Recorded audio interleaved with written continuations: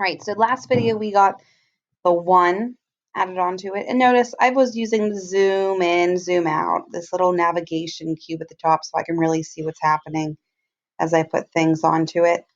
Okay, and I am going to grab a work plane again, and I'm going to drag it, and I'm going to click on another side. And notice I'm trying to line up that right there. So now I can put another one. I'm going to grab my text again, and I'm going to type my text here. I want it to be the number 2. So you highlight, type in a 2. You can shrink it down as much as you want. Okay, once again, if you really want a good view of what you're doing, I recommend clicking on that specific side on that navigation tool right on the top. You click and drag it a little bit. It does not need to be perfect. You guys are still just learning the basics. Okay, so let's go back to front. Does it look centered? No. So I'm going to drag it down. Looks pretty centered now. Okay. And now this is where I'm going to drag it up a little bit. I want to make sure it's going into it. Once again, we're going to turn this into a hole. And I'm going to find that little arrow on the top and drag it down just below the surface a little bit. So that way we're good there. So I'm going to hit next. And we're going to do it again. Okay, I did the number 2 already. Right, it says move it to 1 millimeter underneath, which I think I did 2. Okay, you can see over on the side it says negative, how much. Okay, if it doesn't seem like it's going into it, feel free to do a little bit more. That's totally fine. It's up to you. And we're going to continue doing this and keep adding more work planes as we finish each thing. So I'm going to create a new work plane.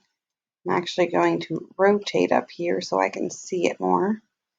So we have the 2, we have the 1. Looks like this needs moved in a little bit, right? Okay, so now we're going to grab a work plane, rotate it. That's a little crazy, guys. The best way to rotate is you hold with your left hand, the left clicker, and then you take your right finger and you can kind of slide it around. I know it's tough without a mouse, guys. I get it. So I just added another work plane. Add your text. At this point, we should start to get the hang of it. Okay, I'm going to change it. 3. I'm going to change the size. Obviously, it's way too big. Try to center it as best I can.